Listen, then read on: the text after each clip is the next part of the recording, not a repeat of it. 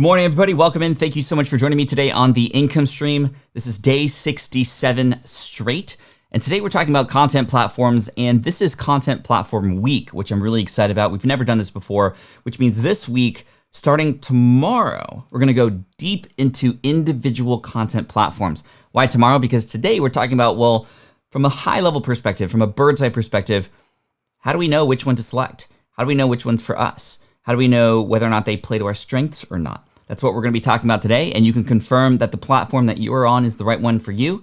And if you're choosing a platform for the first time to put content on, to build a community on, to turn into a business in hopefully one way, shape, or form in the future, well, let's make sure we do the right thing. So thanks and welcome in. Hit that thumbs up button. Welcome to the income stream. This is the income stream to help you achieve your dream, all while we keep it clean. This is the income stream. It's the kind of show where you can come and go, but then you leave inspired with no fee required. The income stream with Flynn. Thank you so much for joining me today. Make sure you hit that subscribe button if you have not already, if you're watching the replay. Thank you so much. This was filmed live, and I film live every single morning. If you go to this link here, patflynn.com/theincomestream, that'll be there every single day, every single morning, 8 a.m. Pacific, 11 a.m. Eastern. And let's welcome some people in today. We got Asma, who says, hello, Pat, good to see you. Thank you so much. Good to see you as well. We got Reef Dudes. We got good morning from Stacy. Good morning, John Michael Dornoff. Great to see you too. Yoga Love in the house. What up? Joyce. We got Bernard. We got Bet in the house. Rafal. We got Ned TV 2007. Sweet. Better update that avatar though. I want to see real people in here, right? You are a real person, I know, but isn't it crazy how sometimes just a blank avatar makes you just assume certain things like, oh, well, maybe they're a newbie or maybe they just don't know what they're doing. No, you know what you're doing. Change that avatar. You got this. Chris, what's up, Chris? Good to see you, my friend. Happy Monday, says Aubrey. Yes, and happy Memorial Day for those of us celebrating, or not happy Memorial Day. It's because it's like Memorial Day, right? It is Memorial Day, right? Not Labor Day. Labor Day is in September. Memorial Day is a day to remember those who have fought for us and have put their lives on the line to help others. And it's, I remember once saying happy Memorial Day, and it's like, is it a happy day? I mean, we celebrate it. A lot of us take the day off. Just do your research, learn more about it, and I need to do the same too. But anyway, thanks for being here today. Most of us in the US at least have today off, but I wanted to make sure I showed up for you today. After this, no meetings today, nothing work related. I'm so stoked about that. Kids and I and my wife, we're gonna barbecue in the backyard. We might swim a little bit. We'll see what happens. But today we're talking about content. Last week, we talked about starting a business from scratch. And over the weekend, we did a couple fun things, which we'll do again next weekend, the weekend website reviews. So if you have a website that you want reviewed here on this channel, make sure you stick around and come in over the weekend. That's Saturday. And then we have Sell Me Sundays. Sell Me Sundays are fun because you have to sell me on your product. Now, a lot of people were a little bit uncomfortable with that. Like, they just didn't even like the title, and I totally get that. But the purpose of Sell Me Sunday is you have to realize that if you have something of value, something that you want to make sure other people know that is worth their time and money perhaps, then it's really important. You have to sell the person on it, right? So yes, it's a little bit eye-catchy or a little bit baity in terms of a title, but that's for the purpose of understanding that you need to sell the person on the next thing that you want them to do, whether it's to click on that link or to watch your YouTube video or to listen to that podcast or purchase a product, download that opt-in, whatever the case may be. So hopefully that makes sense. If you were here this weekend, let me know if you enjoyed that. And I think we had a lot of fun. Today, however, we're going to be talking about content platforms. And what I'm talking about specifically are things like YouTube or blogs or podcasting or social media or live streaming. These are the kinds of platforms that we're going to dive into. And I want to start with a few lessons here before we dive into individual platforms. And then again, like I said, later in the week, we're going to go day by day, a single platform, deep into it, literally starting from scratch, why you should try it, what to do, best tips, best strategies, who to follow to learn more about that particular thing. That's for the rest of the week. Today, we're talking about from a bird's eye perspective and kind of comparing all of them so we can understand, well, which one do we want to focus on? Now, it doesn't necessarily mean that it's a permanent decision. This is sort of lesson number one. If you try something and it doesn't work, as an entrepreneur, by definition, you try something else, right? However, we entrepreneurs, we often get in our own heads about the certain decisions that we make, and we start questioning them after. We start dividing our energy and putting it elsewhere, which takes us to lesson number 1, is that you can actually succeed choosing any of these platforms. It's been proven that people have succeeded on these platforms before. And I think that's really encouraging to know that you have the option right now to choose a platform and actually win with it, right? And I believe anybody can do it. Now, different platforms are better suited for different people. We'll get to that in just a minute. But lesson number 1 is it's possible to succeed in any of these platforms, even social media, even just picking one particular social media platform. People build their entire business on top of the following that they make there, right? So I think it's really important to understand that you can win on any of these platforms. You can. Will you? Well, it depends on a lot of things. How much energy you're going to put into it, how much you're going to do the research to connect with other people in that space, how well you show up, and how consistent you are on those platforms too. Rap in comments said, "This kid is priceless." Thank you. What's up, Abhalash? What's up, Shoshana? Great to see everybody here. Okay, lesson number 2. On the opposite end of the spectrum, you can actually stunt your growth on any of these platforms that you choose. Whatever one you choose, you can actually stunt your growth and do yourself and your audience a disservice by trying to be everywhere all at the same time. Now, a quick story that I want to tell you. Back in 2010, I was starting to get interested in speaking, and I started speaking, in fact, in 2011. And I was asked to speak in Los Angeles at Blog World Expo. This was an event that used to happen. It doesn't happen anymore. And I know a lot of events aren't happening anymore. But anyway, I was asked to speak about how I'm on all these different platforms, because I had a blog, I had a YouTube channel, and I had a podcast, and I was on social media. So I was asked to create a presentation about how I was able to manage all that. And I titled it, How to Be Everywhere. How to Be Everywhere. I wasn't actually everywhere, but I made people feel like I was everywhere, because on any of those content platforms, blog, hey, you could read me. Podcast, hey, you could listen to me. And video, hey, you could watch me. So whatever way you prefer to consume your content, you're able to grab me and have me be a part of your life. And so I taught this strategy, and I sort of breezed over a really important point that I think people forgot or missed or just didn't really care to pay attention to. And that was, you cannot be everywhere at the same time at the beginning. Too many people tried to follow the same strategy that I taught, and they got burned out, or they just didn't find success because they were trying to divide all of their energy across all those different platforms at the same time. And that's not possible. In fact, you're stunning your growth as a result of that. You are not giving any one of these platforms a chance to succeed for you and to do its job for you by being everywhere all at the same time. I started my blog in 2008. Then when I mastered that and I understood the mechanisms of it, I understood how to use it, I gained some time back, right? And this is why these things don't work when you do all of them at the same time, because there's only so much time in the day. How many of you feel like you're spread too thin already? Let me know in the chat with your favorite emoji. If that's the case, then likely you're dividing your energies across too many things at the same time. In 2009, I started my YouTube channel. 2010, I started the podcast. 2011, that's when I started speaking. 2013, that's when I started writing books. And now 12 years later, I have all these things working for me. A lot of these things are automated. A lot of these things I have other people helping me create. And a lot of these things I've actually learned not to put time into because my time is better spent elsewhere. Like on the blog, for example, recently, in my particular scenario, it made sense for us to create more podcasts than keep up with our blogging calendar, which was once a week in terms of publication strategy. And we just saw so much more results in the podcast space. So anyway, I'm going to get to these individual platforms in just a minute.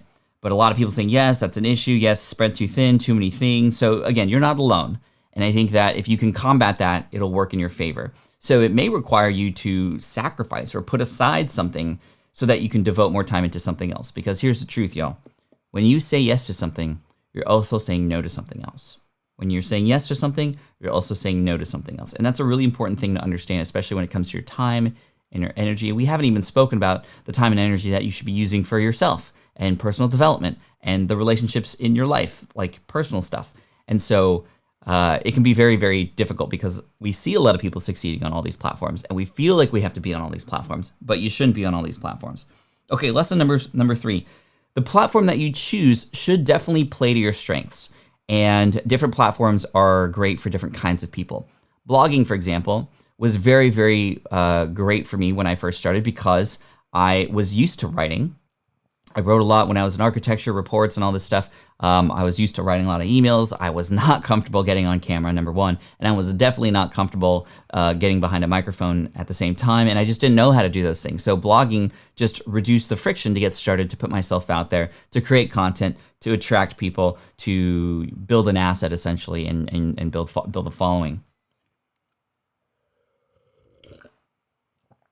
And I see the questions coming in. Thank you. If you do have a question that pops in your mind, number one, make sure that you put question in all caps and then colon, and then ask your question. That way I can find them a lot easier. I see one from Doug here that I'll get to in just a minute. But let's continue this discussion about playing to your strengths. Blogging was great because I could sort of like slowly get into content creation in a way that didn't require me to get uncomfortable in a way that I just wasn't going to do it. However, I know a lot of people who perhaps they're more extroverted. They love being on camera. They're used to doing that anyway, so they love YouTube, and that's where they start, and that's where they put their time and effort into. I know a number of people who don't enjoy getting on a camera, but they like talking, and they want to have a conversation with people, and they're comfortable doing and scheduling that, in which case a podcast can make sense. And a lot of other people don't want to create content. They want to create relationships. They want to build experiences for people on a more individual basis, in which case their business model is specifically going to be built on a particular social media platform, like Instagram, for example. Maybe they're a photographer and they want to perform, they prefer that instead. Even without any major content platform like a blog, podcast, or YouTube channel, they still can create content and build relationships and show up on Instagram or Facebook. And I know a number of people who are doing just that on LinkedIn, for example, in a more professional manner, because it plays to their strengths. And it's something that, number one, they enjoy doing. And I think that's sort of part one. You have to hopefully enjoy doing this. It's going to be difficult. It's not going to be, as I say, unicorns and rainbows all the time. But you have to have some sort of enjoyment in the process. And I think if you can enjoy the process and the learning and the discovery and the finding out of what works and what doesn't, that's going to help you in the long run, especially when things get tough. Because whichever content platform you choose, there will be a honeymoon period. I'm just letting you know up front. A honeymoon period is sort of the first 2 to 3 months after starting something. And I've felt this with all of the content platforms I've been on. A lot of my students have experienced the exact same thing. And you can let me know if you've experienced the same thing too. Whereby within the first 2 months, you're very excited. You're super stoked. You're getting up. You're creating the content. You're consistent. You're fired up about it. And then after 2 months, you start seeing the results. And you start getting bogged down by the process. And by results, it's like the lack thereof, right? Thank you, Sue, so much for that super chat. Honoring our fallen. That's a great way to describe it. Honoring our fallen today on Memorial Day. Thank you so much for that super chat. And that is indeed going to Project Cure this month, who is an organization, a very reputable one, that is helping people in the medical field right now get what they need to do their jobs, which is really great. So let me know in the chat right now before I dive into the more specific platforms and what those strengths are and sort of other things about it, the pros and cons of each. If you could let me know in the chat what content platform or platforms you are on, let me know. So I have a blog, I have a YouTube channel, I have all of the above or not. Let me know in the chat. Now, because I'm here on YouTube, likely many of you will say YouTube. But I know a lot of you are here because you just are looking for content that will be helpful for you no matter what content platform you're on.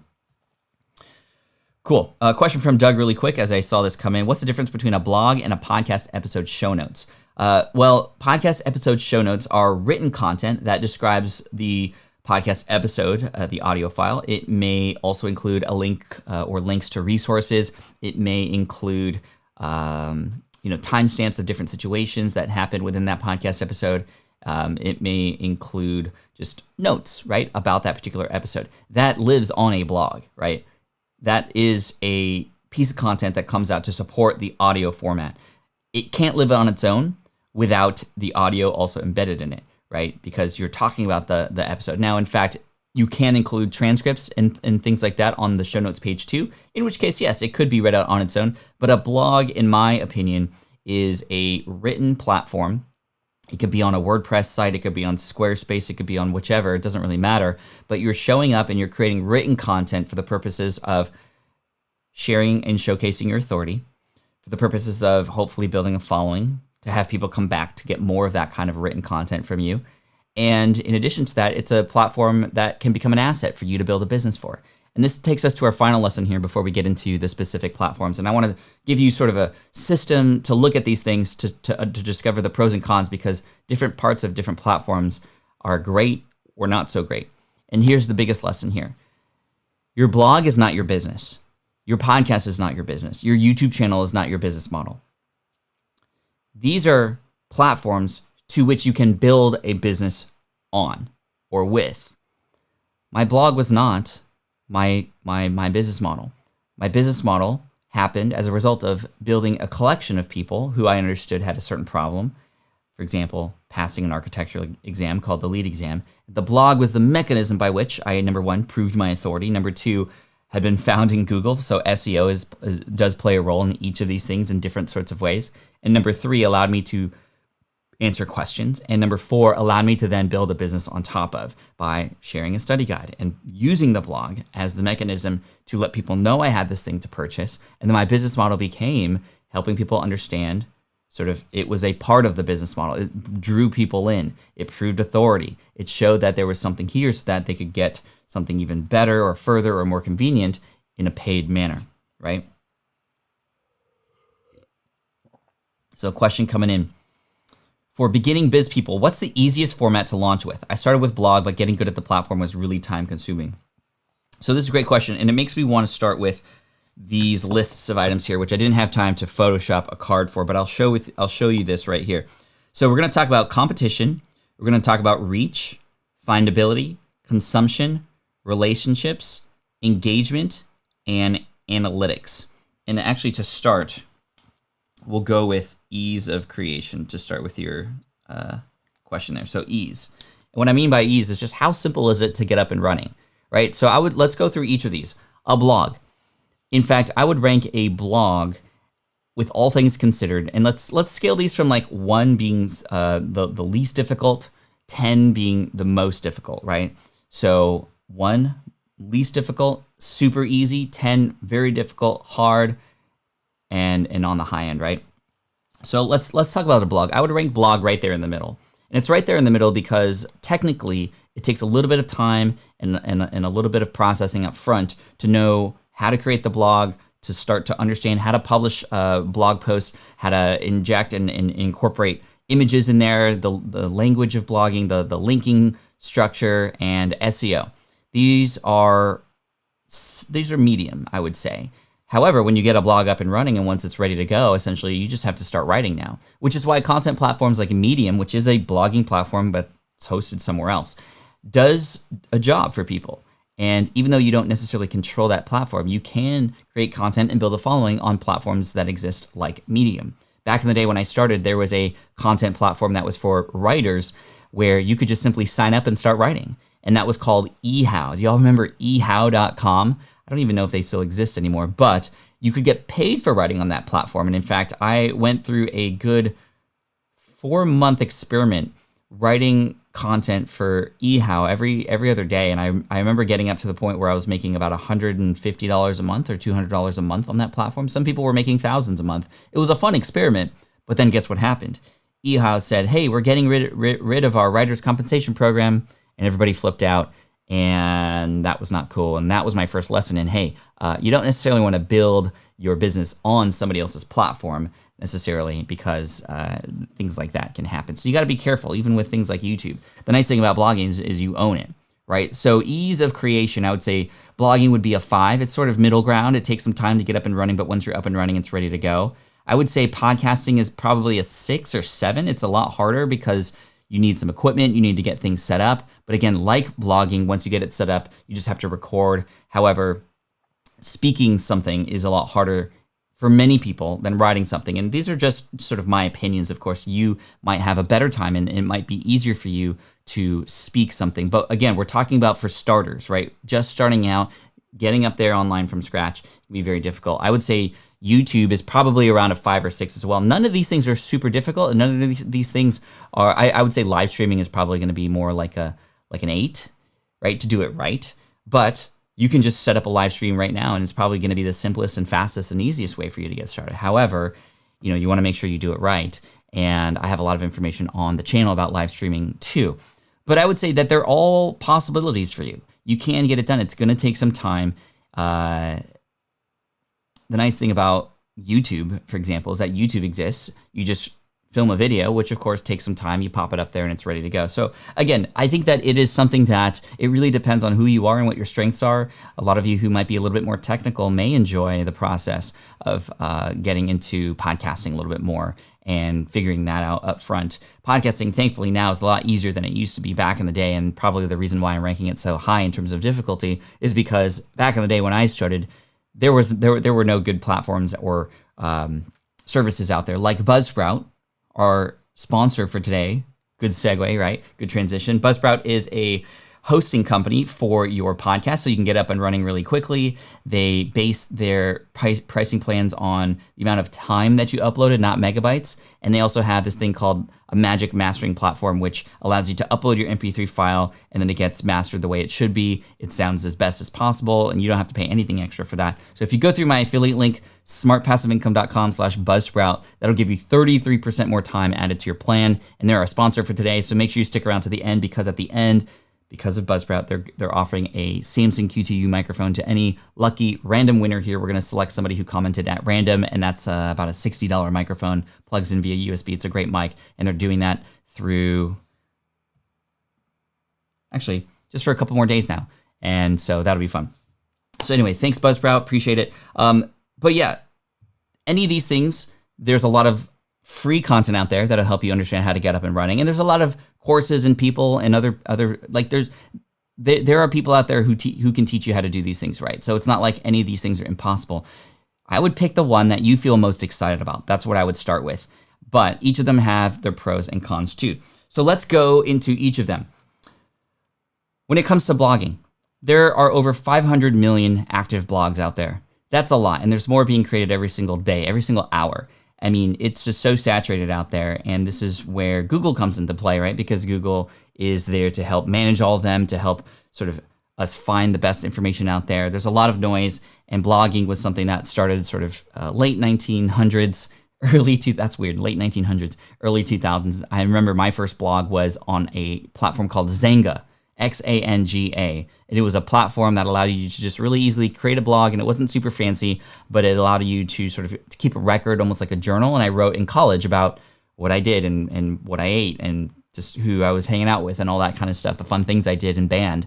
And then that platform died, but that's why I started with blogging, because I was very familiar with it, and I had done it before on a more personal level. So I used a blog to help me capture notes and keep information for a study guide for people passing a particular architectural exam, which is really interesting.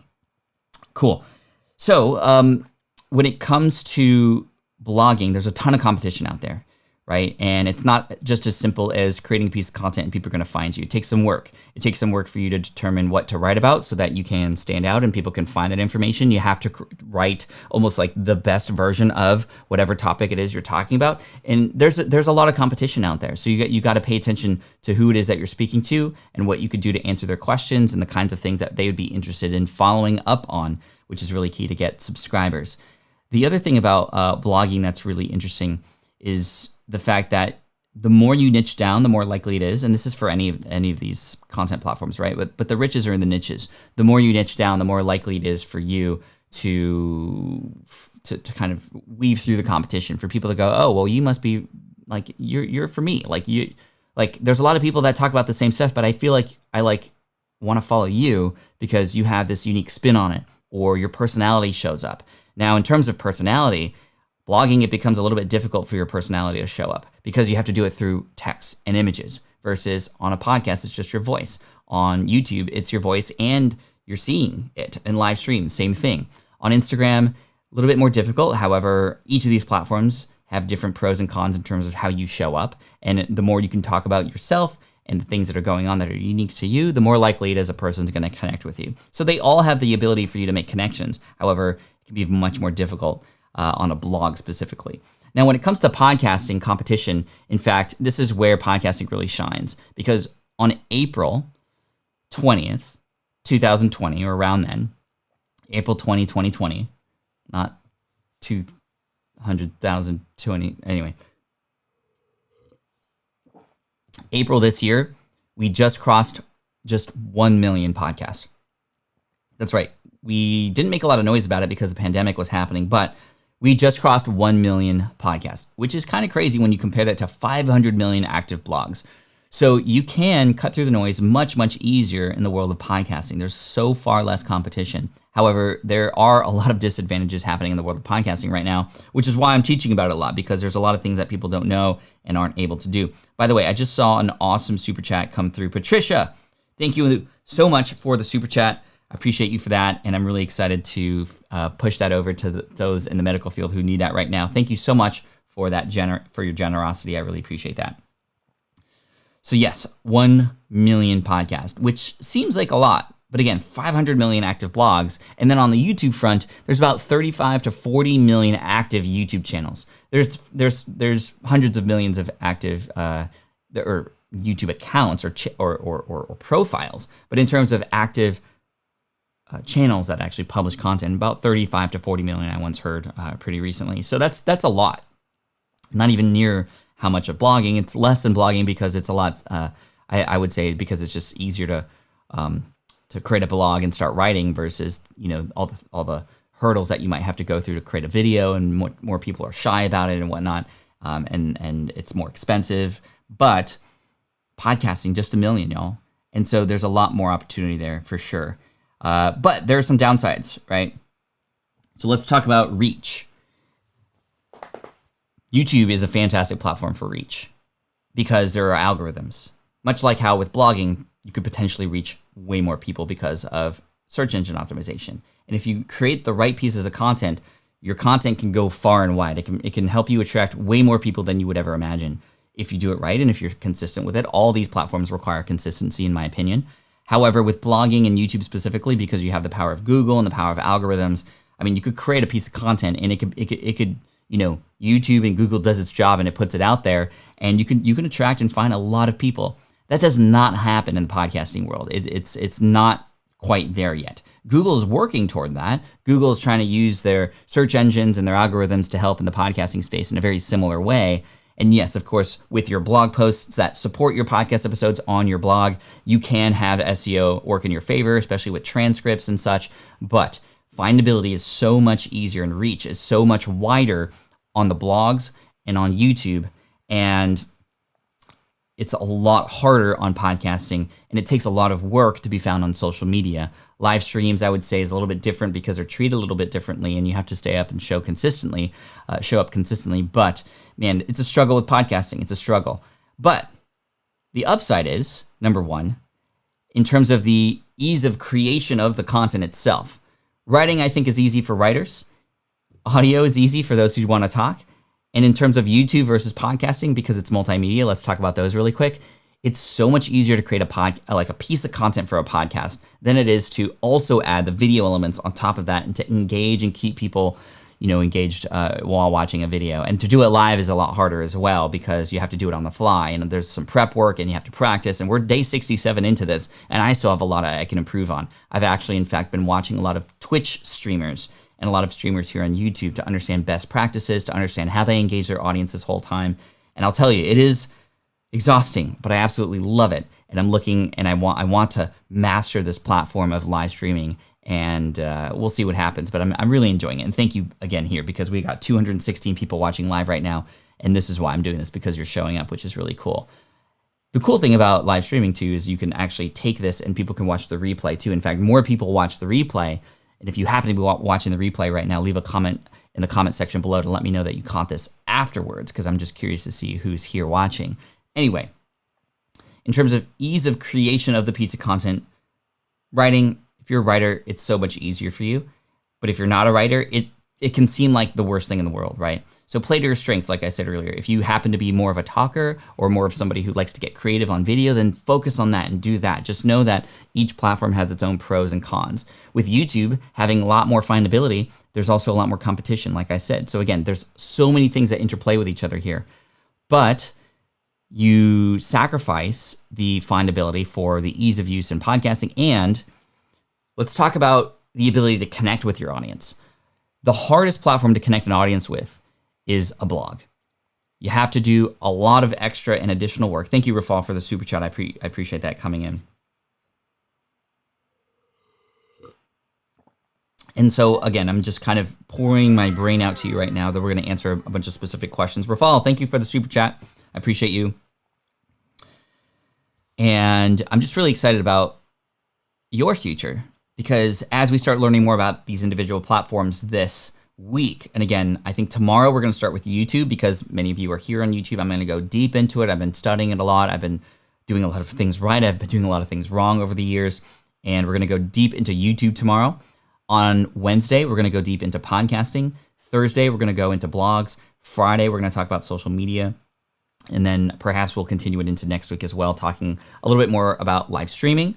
I think we're also, and I'd be interested, let me know if you're interested in getting into specific social media platforms. So maybe next week becomes sort of social media week, if you will. So we can go deep into Twitter and how to use Twitter, deep into, like, let's just cover all the bases. I think that'd be really fun. And that for me would be very useful, because then if a person goes, hey, like, how do I best master Twitter? I can just go, hey, go here, go to this video and just kind of learn everything you can about it, right? So I think that'd be really cool. Martin, thank you so much for the super chat. I appreciate that coming in, as well as Remodel Media. How do you go about getting your first podcast guest? And again, we're going to talk about each of these things in the future, but since you were so gracious enough to offer some donation, I'll answer that really quick for you. How'd you go about getting your first podcast guest? Started with my friends. If you're going to do, and this is for all platforms, YouTube, blogging, podcasting, Instagram, live streams, whatever. If you want to do any sort of collaboration whatsoever, start with people you already know, because it's going to be so much more comfortable. People are going to be more likely to say yes. Now, how did I get my first guest that I didn't know? I actually started with somebody who I knew. I asked for a favor. Hey, can you introduce me to such and such? And that's how I was able to get sort of a good run of guests on the show. And then you can name drop people later. Hey, I know we haven't met, but I've interviewed people like Tim Ferriss and Gary Vaynerchuk. How would you like to come on the show? Now their ears perk up, and I wouldn't have had the need for a connection from somebody else. But that's always the best place to start, for sure. Yes, social media week would be super valuable. Okay, I love that. Thank you so much. I will definitely... I'll definitely do that. I think that'll be a lot of fun. Oh my God, so amazing to go deep into each of these platforms. Cool. Yippee, says Courtney. What's up, Courtney? Great to see you here. What's up, David? Thank you so much. Start from scratch and helping me find my strengths. That's why I'm here. Chris says, I like this week's schedule. Interested, says Xenia and Vlada. Great. Short and sweet. I love you guys. Okay, cool. So let's talk more about consumption behavior. Consumption behavior is really interesting on each of these platforms because different people consume in different kinds of ways. And again, like I said, pros and cons. None of these things are perfect. None of these things are the worst. And again, you can make any of these things work. My recommendation is you pick one and you go all in on it. And you don't allow yourself to go on any other platform, except maybe one or two social media platforms on top of that, so as not to sabotage yourself and the work that you're doing in that one platform. Get to a point where you can master it. And by master it, I don't necessarily mean you need to be the best in the world, but get to the point where you can become efficient with it, and perhaps you can hand off things, you can see what's working, do more of that. You can do less of the things that were time consuming that aren't working, and thus open up more time as you become more efficient and optimized to then potentially add a second platform. I know a lot of people who want to start everywhere. They start with one platform and they're just like, I love it here. I'm not going to ever do anything else. And yes, hypothetically, you are leaving people out by not being on these other platforms all at the same time. However, you're helping nobody if you're everywhere at the same time at the start, right? So just keep that in mind. And I would much rather you go 1 inch wide, 1 mile deep with one than spread yourself too thin, 1 mile wide, 1 inch deep, and not give any substance whatsoever to those who follow you there. So that's number one. So let's talk about consumption behavior. Let's consider the time spent, and maybe you can play along with me. So chat, let me know in the chat. When it comes to blogging, when you come across a blog post, on average, how much time do you think you might spend reading or staying on that blog? Let me know in the chat. I'm going to ask you the same question for here on YouTube. When you watch a YouTube video or you go into a YouTube session, don't count live streams, because live streams, especially this one, I'm preaching the choir here. You're all here, and many of you have watched every single stream for 67 days straight, and you stay on for an hour. So thank you so much for spending time with me. But when it comes to blogging, how much time are you spending reading blogs at a time? When it comes to YouTube, how much time are you spending? So we got Spanish and Go, who says usually a few minutes, 5 minutes, says Xenia and Vlada, 5 minutes at most. So pretty short, right, when it comes to blog content. And that makes sense, because oftentimes we arrive at blogs. We arrive at blogs because we want to get an answer to a question. And when we want an answer to a question, we don't want to spend any more time there because we want to go do the thing that was relevant to where that question came from, right? The same thing happens on YouTube as well. YouTube, a lot of consumption behavior comes as a result of search. And again, it plays a role where people are coming from, right? So on YouTube, 5 to 10 minutes. I'm seeing YouTube, for some people, hours though. And this is where you start to get into the binge listening, binge watching situation. However, many times you'll find that if you are a YouTube creator, you're going to find that if people are watching your videos for more than 5 minutes, you're actually doing a very good job. Attention spans per video are very, very short. In fact, retention rates are a big problem on YouTube, which is why adding pattern interrupts and doing things like that is really key. Of course, there are anomalies, and there are certain videos and certain platforms that just blow these numbers out of the water. So just know that this is sort of, but in general, and in our opinion here in the house right now. But on YouTube, it can be much higher because you have that ability to, if you make that connection, hold people in. And I think it depends on the kind of content on YouTube that people are watching too. Obviously, live streams are going to be watching for a long time if they happen to enjoy what they're watching. And hopefully you're enjoying what you're watching too. If you're going because you want to get a question answered, you're in and then you're out, right? Like, what does the UE error on my LG washer mean? I know that because that happened yesterday. It just means uneven, the weight needs to be redistributed. You take the blankets out, you put it back in, and then it spins cycles again and you'll be fine. And that's exactly what happened. I watched a video yesterday to answer that problem for me. I got in, I got out. I'm not subscribing to that person because I don't need to subscribe to that person. I just so happen to have just my answered question. But I also follow people like MKBHD and Mr. Beast and who else? Peter McKinnon here on YouTube, whose videos I consume 100% of, whether it's 13 minutes or an hour each. Like, I will watch them to the end of days because they're incredible, and I've built a relationship with them. In fact, I've actually met each of them in person, but by building a relationship, I mean, like, I love their content so much. I'm going to watch and binge every single thing they come out with. So of course, watch time is much higher for people like that because I was able to make a connection with them, because I love the format of their content, because I think it's just super entertaining, right? So I can spend hours watching YouTube videos in that way. However, for other people, it's hardly any at all. On a podcast, the podcast is interesting because people aren't necessarily coming to your podcast from search. They're coming in there because of, number one, a recommendation from a friend. Number two, because they are already following you elsewhere. Or number three, they found you by looking for a podcast that they want to binge listen and listen for a long time to, because that content is consumed in a more passive nature, unlike YouTube, unlike a blog, right? And this is why listen time can be upwards of 65 to 85, sometimes even 100% of a piece of content, even if it's hours long, right? There is a podcast out there called Hardcore History that I think episodes are like 4 to 6 hours in length, and people are listening to all of that. My episodes, which are often, average 45 minutes, 1 hour, I mean, people are listening all the way through. And it's not because they found me through search. It's because they're there to listen to the interview, to the show. And what are they doing? What are you doing? Like, if you listen to podcasts, what are you doing when you listen to a podcast? For me, usually it's when I'm commuting, although that's happening less these days. When I'm doing home chores or doing some yard work or washing the dishes, that's when I'm consuming podcasts. And because of that, I don't want a quick thing.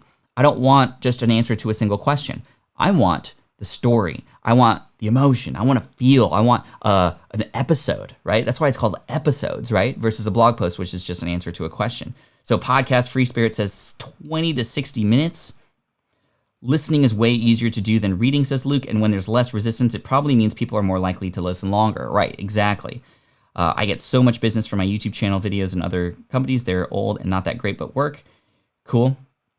For podcasts, says Spanish and Go, I'll listen to an hour and a half to 45 minutes. So imagine, or a half hour to 45 minutes. Imagine your voice, your content, your message, your brand, your logo being shared with somebody for that long. That's pretty incredible. And this is why I like podcasting best. That's why it's my hub, because I like the storytelling. I like that longer connection. I would much rather have the ability to build a relationship there, similar to how we're building a relationship here, right? You're consuming and watching this, you're hearing the stories and such. It's very similar. Like, I think podcasting is similar to live streaming more than sometimes regular YouTube videos are to live streaming, even though both are videos. It's really interesting because it's long form, right? It's long form. And as a result, you can build a much stronger relationship with people faster. It's less people because it's findability. And a podcast episode does not have a viral quality as much as a YouTube video would or a blog post. But you can build a relationship that's so much stronger, much faster. I once heard that podcasting is the best way to scale intimacy, right? So it might seem like I'm selling podcasting this in this video, and I am, because I am a big podcaster. But at the same time, you don't have as much findability. There is not as good search engine capability. It's being worked on, but that's a struggle.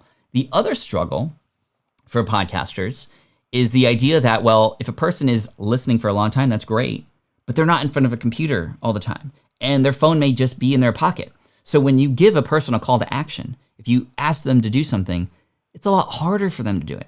There's a lot more friction because they're listening on the go. They might even not be in the right spot. In fact, it might be detrimental. It might be, affecting their safety to go and do the thing you asked them to do because they're in a car driving, in which case they're not going to do the thing, the call to action, the go subscribe to my email list or go get this product. They can't.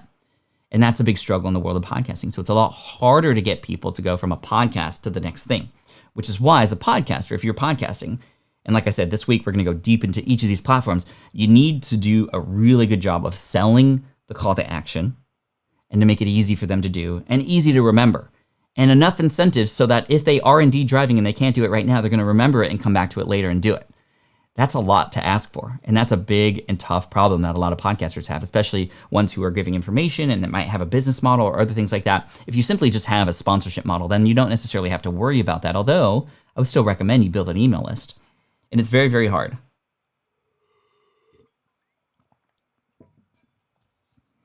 Let's also talk about analytics. This is where podcasting fails as well. Analytics are terrible in the world of podcasting compared to blogging and Google Analytics or YouTube and YouTube Analytics. YouTube by far is just, wow.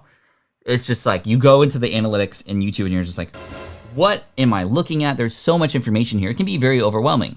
But in fact, the Creator Studio is doing a good job of making it easy to manage. They actually can distill that information and say, hey, this video got more impressions, which means this, and this is happening. You like on podcasting, you're on your own, and all you have to work with is your hosting provider. That's still where you're going to get the best information. Big shout out to Buzzsprout for making it easy, by the way. Our sponsor for today, smartpassiveincome.com/Buzzsprout. That's my affiliate link. 33% more time added to your time should you happen to choose to go through that link. Anyway. Your host is still the best place because it tells you how many downloads or plays you get. It tells you where those plays are coming from in terms of geography. And it tells you also the trends of, what's happening, which episodes get more downloads than what. You do have a little bit of information as well as what devices people are listening on, but that's literally all you get. On top of that, Apple Podcasts does give you stats as well. However, they only give you stats for people who are listening on Apple devices, so it's not a full story. However, it can give you the listener behavior in individual episodes. So you can look at individual episodes and see, wow, this episode, there was a huge cliff at this part in this moment in this episode. What happened there? I can listen to that and go, okay, I should probably not do that again. And Google Podcast Manager is probably the lowest right now. But they just came out of beta and they're promising all these things that haven't happened yet, but hopefully we'll get there. And what I'm excited about is Google has more information than anybody on people, and we could potentially get to the point where we can retarget, or we can look at listener behavior by country and all these like super cool insights that I know are possible, just they aren't there yet. Whereas on YouTube and on Google Analytics, you can go, wow, here's where people enter in. Here's the videos that they watch next, or here's the blog posts that they got to next. Here's how much time they're spending on the site. Here are the most popular things. Here's the trends. Here are the click-through rates, the impressions. Here's how many times your video was served to people and how many times people are clicking through. Here's how well this thumbnail is performing. All the analytics are so much stronger on Google Analytics and YouTube. And guess what? YouTube is owned by Google. So it's not any surprise. And plus, it's their business model to keep people on there. Podcasting, it isn't really a business model yet for many people. And there's no platform like Apple Podcasts. They don't make money from doing Apple Podcasts, right? This is where Spotify is coming into play, and they're trying to do things a little bit differently. They're bringing exclusive podcasts on. They just, I don't know if you heard, signed Joe Rogan and his podcast and the video version of the podcast too for Spotify. Spotify doesn't do video podcasts, so it's going to be interesting to see what they do there. But for over $100 million, Joe is bringing his audience from just general podcasting audience to Spotify. I think it's a big move by Spotify. And it's really exciting to see, not because, well, I am a Joe Rogan fan and I'm super stoked for him. A lot of people are calling him a sellout, but I just thought it was really interesting in terms of the world of podcasting. There's money being thrown around in the podcasting space. There's going to be some big changes, and hopefully findability in places like Spotify, like maybe Spotify can become the YouTube for podcasting. I don't know. We'll see. Maybe YouTube should just start podcasts, right? I don't know. It works a little bit differently because it's a lot harder to publish a podcast. Once you do it for the first time, it's easier, but it's not just upload blog posts and hit publish. It's not just finish your video and upload it to YouTube. You have to upload it to a host like Buzzsprout, and then you have to get your RSS feed. And this just happens once, but that's what you give to Apple Podcasts, Spotify, Stitcher, Google Podcasts. And then every time you come out with a new episode, it gets pushed out to everybody automatically, which is really cool. So that's pretty crazy. All right. So we talked about a lot of things about each of these different platforms. Again, like I said, there's pros and cons to each, and you got to play to your strengths. And I would just play a game with yourself and understand, okay, if I were to choose blogging and I go at this for, let's just say hypothetically for a year, and your work is then done doing the research, keyword research. SEO does play a role in each of these, more so on the YouTube and blogging side than podcasting. But podcasting, you should still pay attention to SEO for sure, in terms of keywords in the title and your description, in the blog posts and show notes, transcriptions, etc. But I think it's really important for you to play to your strengths and to understand that, okay, can I stay and stick with this for just a year, right? Let's just hypothetically, you might master it and get to the point where you're super efficient with it within a month. But I just want to actually ask you, could you imagine yourself doing that week in and week out, however much you publish, right? It doesn't really matter how often you publish, just so that you're doing it consistently and showing up to a point where if you had a subscriber, they would, remember you, right? Like being consistent isn't one video per month. That is by definition consistent, right? One video per month, that's consistent. But that's not going to be as consistent enough as you need to be to build that audience, to build that following, to get that engagement that you might need to build a business on top of, which is why we're doing this, right? We want to capture people's attention. We want to magnetically attract people to us and the content that we have. We want them to continue to come back. We want them to spread the word. And these platforms allow us to make that happen so much easier. And it doesn't matter which one you choose. It just has to be something that you could potentially keep up with. That's number one. And then you can come back into real time and pick the next one and go, okay, what would life be like? Would I enjoy the process of having to shoot, one video per week? Can I batch process that to make that a little bit easier? And again, we're going to talk about this week going deep into these different platforms. Tomorrow, we're going to talk about YouTube. Wednesday, we're going to talk about podcasting. Thursday, we're going to talk about blogging. Friday, we're going to talk and introduce a little bit more about social media. And then next week, we're going to get into the individual social media platforms and go deep into each of those. And we're going to learn a lot. I think it's going to be a lot of fun. Yo, what's up, Sean? Good to see you here. Woo. Regularly consistent, yes. Okay. The cool thing about podcasting is it feels like a good start to get on video or do presentations because you don't have to show your face. Indeed, although you don't have to show your face on video as well. In fact, you don't have to. My first videos, because I was so afraid of posting them up, were essentially just screen shares of different software that I was really interested in and showing demonstrations of them. And I wasn't consistent. In fact, I was not very bullish on YouTube until 2 years ago when I started publishing. And the graph, just when I show you YouTube stuff tomorrow, you'll see what I did to get serious. And we're going to go deep into it, from the thumbnails and titles to keyword research strategies to tools that you can use to major players in the game who can help you to how I would recommend getting started and how to create that content and efficiencies, all those kinds of things. So that should be fun. That should be super fun. Woo! How is it 10 minutes to go already? What the heck? I don't understand. Does time fly for you too? I'm just like, I look back on this, I'm like, did I just nonstop talk for 1 hour? How is that even possible? I'm so glad I took those singing lessons. Honestly, singing lessons, if you're doing YouTube videos or podcasting, a really, really suggested investment I would recommend. The reason I took singing lessons is because my voice, not because I wanted to hold a tune and karaoke, that's just a byproduct. Number one, I wanted to get that endurance up. And because I was speaking a lot on stages, because I was going to events, and because at these events, you talk to a lot of people outside of your talks, in the hallways, at these networking conference events where they're playing loud music and you have to speak over people and you lose your voice. And my business is related to my podcast and how I show up. And now I go live every single day. You got to keep that voice up. And so whatever it is that you do, like I would say that if I'm going to be blogging again, I'm going to do finger exercises all day so that I can just not get tired. Just kidding. You don't have to do that. But I think for a voice, that works and makes sense. Okay. Breathing. Yeah. Did I even breathe once during this time? I'm not even sure. Okay, cool. You don't want me singing. Yes, I do. Now that you said that, Karma, I do want you singing. We are in a time warp. Time flies way too fast. Cool. Okay, so I'm going to scroll up and find some questions here. Xenia and Vlada, thinking about a podcast, what internal optimizations are there for people to see you? Internal like SEO for a blog, not promoting on social media or being on other podcasts. Well, SEO is part of it. But just publishing your podcast out there, it can happen. You can find a big audience. And in fact, I know a number of my students who have literally started from scratch. Grandma Goody, thank you so much for the super chat. I appreciate you. And it looks like you're getting results on the videos. Dude, I've been getting a lot of messages from people. Like, you remember Anything Cameras? I don't know if he or she's here today or they're here today, but they sent me a very, very beautiful message saying that they just implemented some of the things that we did after a channel review, and they're already getting results, like more views than they've ever gotten before, which is really great. And Grandma Goody just saying the same thing. I just absolutely love that. Thank you so much.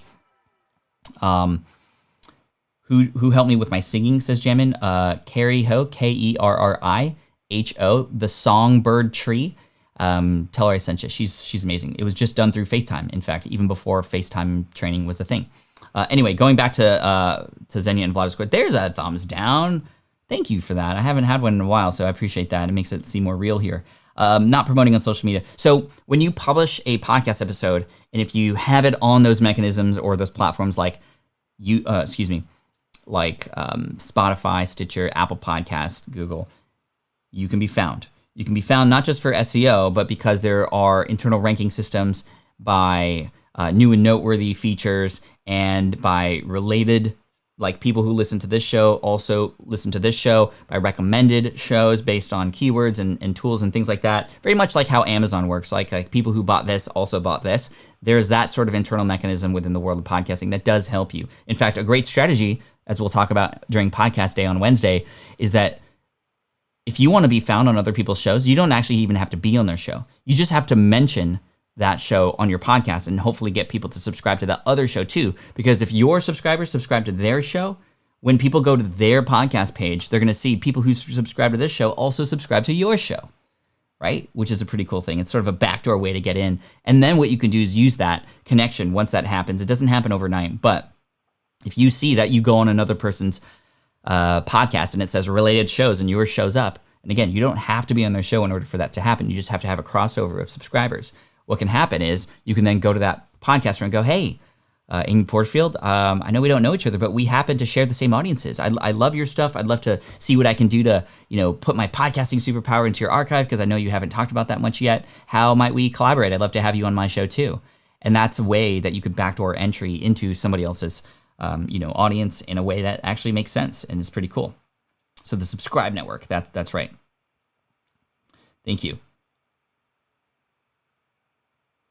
Fantastic. Let's find some more questions. A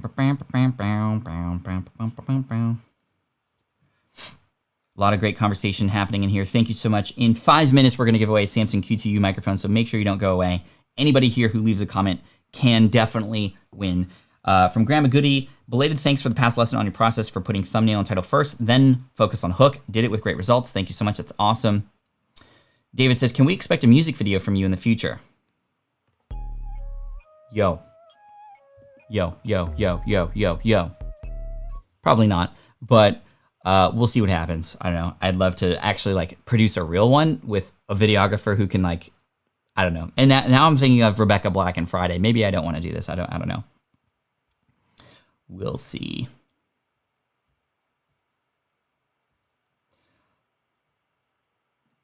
Asma says, but video is important when you make a recipe. You should see face and how to make this recipe. Yeah, I mean, let's talk about that really quick. You know, hearing your voice and seeing your face go such a long way in building a connection with people. And on a blog, you have to struggle a little bit.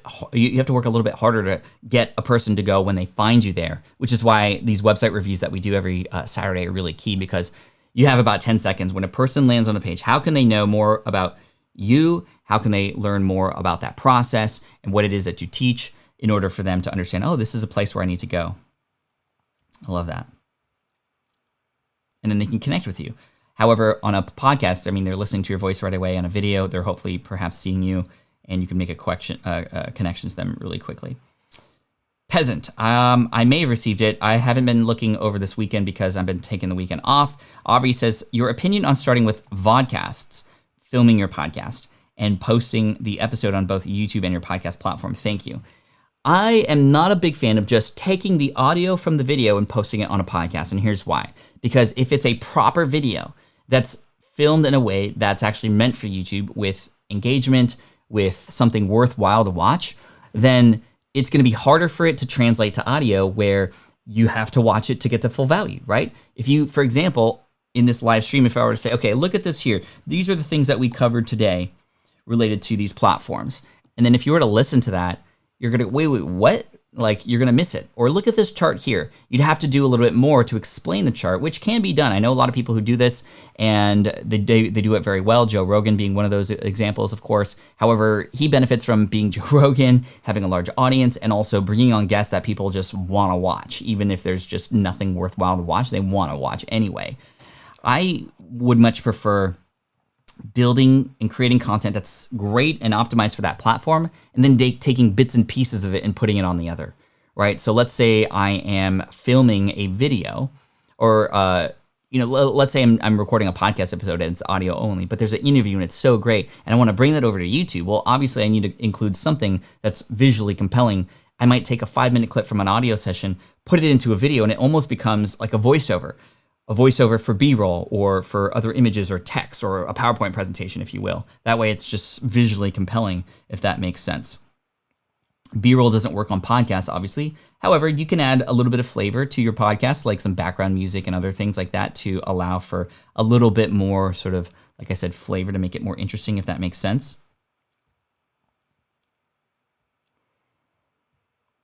Interesting about podcasts on video, there seems to be several creators trying it. Yeah, and the platform might change, by the way. The only thing is, and maybe now it's more popular because everybody's at home and we're able to watch anyway, but you couldn't do that on a commute, right? Or you shouldn't do that.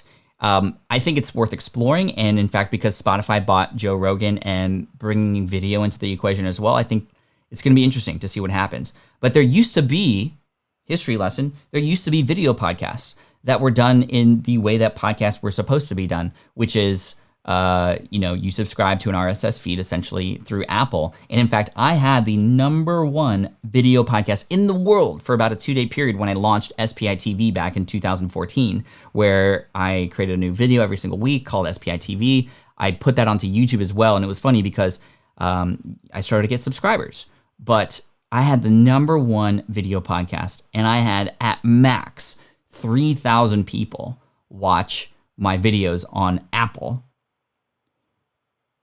And when I published the same thing on YouTube, it was not even a comparison at all. And then when you compare my video podcast to my audio show, which is different content, but I mean, that's hundreds of thousands of people listening to every individual episode. The top video podcast getting only 3,000 views. And it required a second host. It required paying $18 a month to a different host to then get the RSS feed for the video. It's a little bit different. So that doesn't even exist anymore. Now it's vodcast. I haven't heard of vodcasting. That's interesting though. But now it's like putting a video on top of the podcast and then putting that on YouTube. To me, I'm just like, man, is it worth watching two people's heads talk for an hour? I don't know. And in fact, I know a lot of people who do that, and they don't put a lot of effort into the video component of it. And as a result, it actually hurts their YouTube channel. And this is why I'm afraid of it, because you can actually, essentially, if you put like let's say you put an hour-long episode of your podcast, and it's just like a talking head or two talking heads on Skype the whole time. Well, people are going to go And maybe they find that on YouTube and then they go, well, this isn't worth watching. Or, hey, I much rather get this on podcast. So I'm gonna quit this and I'm gonna go listen to it there. Either way, it's people's shows. And number 3, it was trying to get people to subscribe and come back and giving people a reason to talk about them. In fact, I know for a fact that word of mouth played a big role in my podcast, helping others and also connecting and collaborating with other people too, which is something that you can do on YouTube as well. You can collaborate.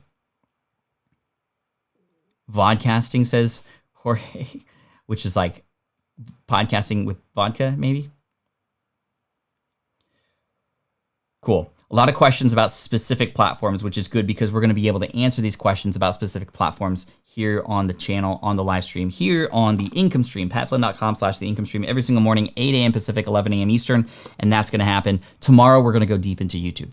We're going to go deep into YouTube and all these questions about YouTube, bring them back tomorrow. And we're going to go as far as we can with it for the hour. Yeah, community. That's the other thing. Dawn says, well, but a person can comment and connect on YouTube. Right. This is where community plays a big role. You can build a community on YouTube. You can build a community on a blog. You can't do it on a podcast. You have to have some external way to build a community, right? But again, people aren't going to feel like they're a part of the community if they're just watching two heads and they're not live with people. I think that's the nice thing about this. If I were to bring a guest on, we're live and we're feeling connected to them. You're just a fly on a wall, which is when podcasting plays a role because you can listen while you're doing other things. If you have to watch, then make it worth watching. In which case, yeah, you can build a community here on YouTube, of course. But if you're going through all that effort, then it's good. It's a lot of additional work required. A lot of things, y'all. Luke, I love what Luke just said here. It's an algebra equation. You have to have all these variables, and it gives and takes. There's give and take, right? I love that. I love that analogy. There's a lot of communities being built with podcasts. However, they're being built on Facebook groups or on Circle or on Mighty Networks or on other places. So that's sort of the other component. Anyway, let's give away a microphone and then make sure you come back tomorrow where we're going to go dive deep into YouTube. And Wednesday, we're going to talk about podcasting. Thursday, we're going to talk about blogging. Friday, we're going to introduce social media and talk about strategies for that. And then next week, we're going to go deep into social media strategies. Saturday, we're going to do a website review day. Sunday is Sell Me Sunday, where I will review some of your sales pages, and then we'll go from there. So, lots of stuff. But anyway, thank you so much today. I'm going to go into the comment section. Do I also tackle this in Superfans? Not the platform-specific stuff, but my book Superfans will be applicable no matter what platform you use. You can build Superfans across any of these platforms. Okay, so let's go into this view. And what I'm going to do is I'm going to put some music on. I'm going to show you the comment stream. I'm going to scroll all the way to the top. In fact, I'm going to do this right now. And I have my, let's see, hopefully this is a little sensitive, the USB here. Okay, let's turn this around. Oh, I did it again. Okay, there we go. Okay. So this is the cursor. And thank you, Reef, for the super chat. I appreciate that. This is at the top. I'm going to scroll all the way down, and wherever we end up, that's who wins. So here we go. Good luck. All right. 5, 4, 3. Let's go deeper into it this time. 3, 2, 1, and I'm letting go now. Cheryl. Congratulations, Cheryl. You won a Samsung QTU microphone sponsored by Buzzsprout.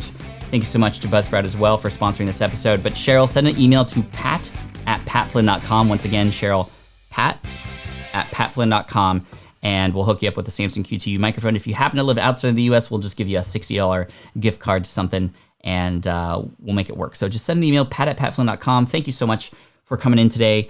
Everybody, I appreciate you, and this has just been so much fun. I can't believe how quickly this goes, but I'm so thankful that you're here, and you make it easy, you make it fun, and I'm going to continue to give value to you. Tomorrow, we have 68 days straight on the income stream. Thank you, @Reef, and yeah, let's have some fun. Let's have some fun tomorrow. We're going to talk all about YouTube, so make sure you hit subscribe if you haven't already. We're going deep into YouTube tomorrow, and like I said, podcasting on Wednesday, blogging on Thursday, social media introduction on Friday, and then we're going to go from there. So Well done, everybody. Take care. Have an amazing day off if you're in the U.S. And big shout out to all the fallen out there who have done amazing things to help other people for this Memorial Day. So thank you so much. Appreciate you, and Team Flynn for the win. Glitch in the Matrix. Wow. I'm just so excited. Team Flynn for the win. Peace out. This is the income stream to help you achieve your dream. All while we keep it clean. This is the income stream. It's the kind of show where you can come and Post-it notes. but then you leave inspired with no fee required. The income stream. Woo. With Pat Flynn. All right, y'all. I'm gonna make some breakfast. I'm gonna hang out with the kiddos. I'm gonna get the pool ready in the backyard, and we're gonna have some fun today. So hopefully you have some fun today too. See you tomorrow. PatFlynn.com/theincomestream. I'll see you there. Peace out.